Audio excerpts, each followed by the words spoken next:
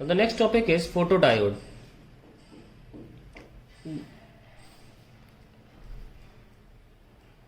A junction diode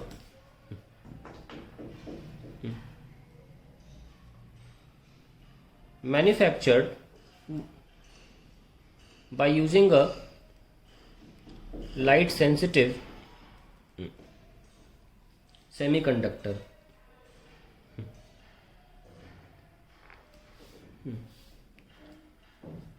It works on the principle of conversion of light energy to electrical energy.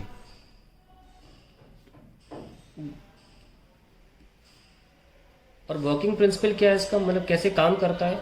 ये तो main principle है, conversion of light energy to electrical energy. चाहे तो आप ये भी लिख सकते हैं साथ में, working principle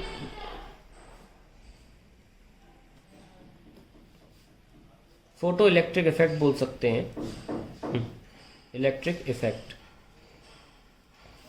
that is a photon incidences on the atom of semiconductor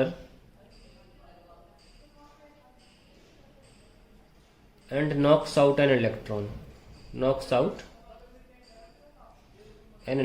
तो मेनली ये इसका वर्किंग प्रिंसिपल है, ये ओवरऑल प्रिंसिपल है, ये कन्वर्जन ऑफ किस तरीके का हो रहा है। Now let us see how it works. ये हमारा एक सेमीकंडक्टर जंक्शन डायोड है, पी और एन, और ये रीजन जो लाइट सेंसिटिव बनाया जाता है, इट इज मेड ट्रांसपेरेंट।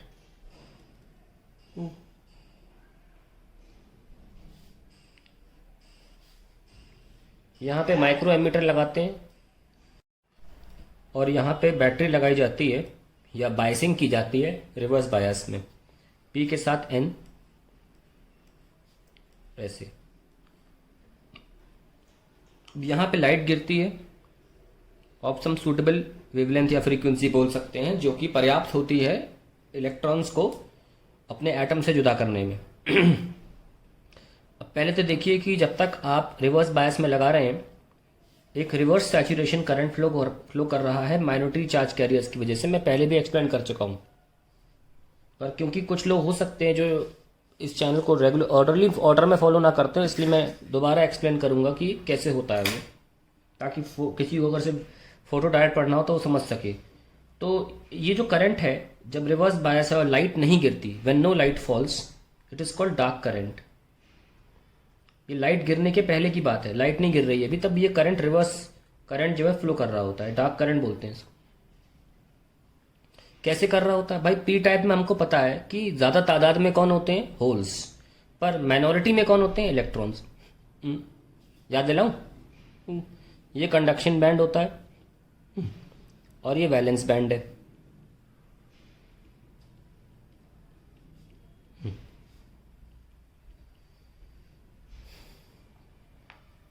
ये रहा वैलेंस बैंड। तो अगर हम बात करें कि एक पी टाइप में होल्स जनरेट होते हैं कैसे? बीच में आपने एक मान लीजिए एल्यूमिनियम ले लिया और एल्यूमिनियम ने अपना एक इलेक्ट्रॉन सिलिकॉन से छीन लिया, बना लिया बॉन्ड, यहाँ बन गया होल। तो ये पी टाइप में होल की तादाद एक डोपेंट के आने की वजह से, एल्यूमिनियम के आने की वजह से बहुत ज़्यादा बढ़ जाती है। कितनी? 1 in 1000। पर एट द सेम टाइम ये इंट्रिंसिक वाला गेम भी चल रहा होता है कि सिलिकॉन 1.14 इलेक्ट्रॉन वोल्ट के एनर्जी बैंड गैप की जो एनर्जी है, रूम टेम्परेचर से होने की वजह से ये अवेलेबल एनर्जी से अपने इलेक्ट्रॉन को छोड़ देता है और कंडक्शन बैंड में भेज देता है। तो ये पूरा जो सिलिकॉन है, इसमें नीचे वैलेंस बैंड है, ऊपर कंडक्शन बैंड है, इसमें माइनॉरिटी चार्ज कैरियर्स होते हैं, वही मैं बना रहा हूँ यहाँ पे। ठीक है, तो ये माइनॉरिटी चार्ज कैरियर्स इसमें। और जब हम बात करते हैं कंडक्शन बैंड और वैलेंस बैंड की एन टाइप में, अगर आपने फॉस्फोरस ले लिया तो सिलिकॉन, फॉस्फोरस के पास तो 5 होते हैं ना, तो वो बना लेगा आराम से।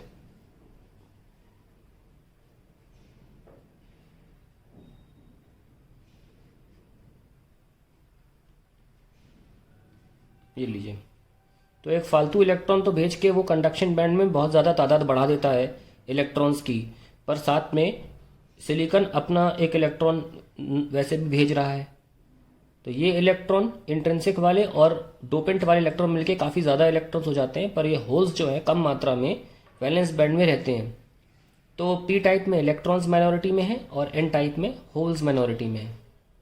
ठीक है, इलेक्ट्रॉन्स कहाँ पाए जाते हैं? कंडक्शन बैंड में पी टाइप में, और होल्स कहाँ पाए जाते हैं? वैलेंस बैंड में एन टाइप में, माइनॉरिटी के फॉर्म में। अब देखिए ये प्लस है तो यहाँ प्लस और यहाँ माइनस, जिसकी वजह से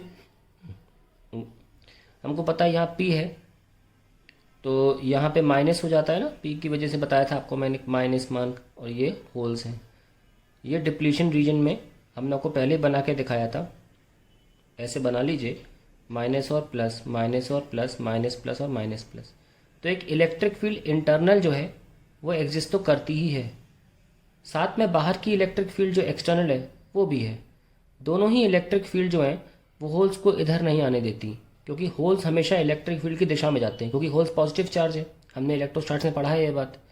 तो ये दोनों इलेक्ट्रिक फील्ड जो हैं इन होल्स को, यानी कि मेजॉरिटी चार्ज कैरियर्स को जाने नहीं देती।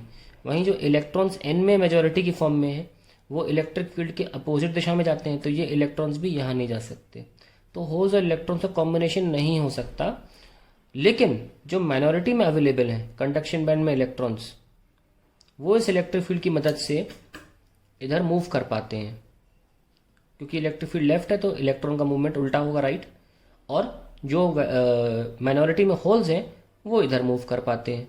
तो माइनॉरिटी चार्ज कैरियर्स को ही फेवर करता है रिवर्स बायस। लिखे, reverse bias favours motion of minority charge carriers, charge carriers, जिनकी वजह से due to which there is a reverse saturation current,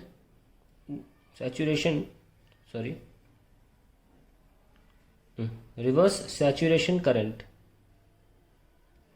in reverse bias, इनकी वजह से फ्लो कर रहा होता है। ये करंट बहुत कम होता है, ये एमीटर में दिखता ही नहीं, ऑलमोस्ट ना के बराबर ही होता है।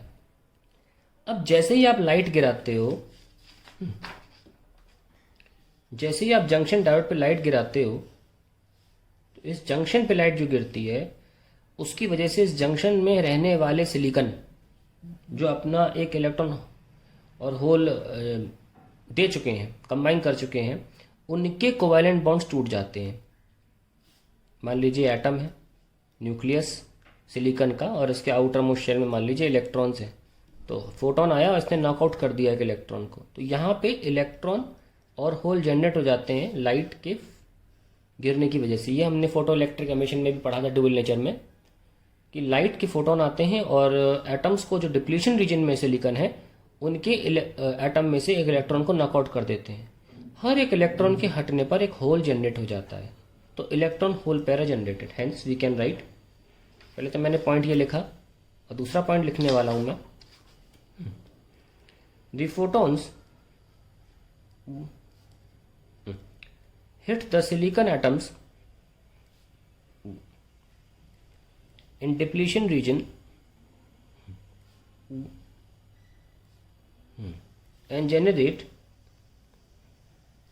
electron hole pair, generate electron hole pair। हमारी बायसिंग कैसी है, ध्यान से सुने, ये P है और ये N है, यहाँ माइनस और ये प्लस है। माइनस होने की वजह से ये होल इधर आने लगते हैं और इलेक्ट्रॉन जो है प्लस होने की वजह से इधर आने लगते हैं। बैटरी कैसे लगी देख लीजिए, इस तरीके से। तो अगर इलेक्ट्रॉन ऐसे आ रहे हैं, प्लस की वजह से इलेक्ट्रॉन इस तरफ आ रहे हैं, तो हमको पता है कि करंट इलेक्ट्रॉन की उल्टी दिशा में ट्रैवल करता है। देखो करंट सर्किट में आ गया, तो एमीटर ने अब करंट रीड किया।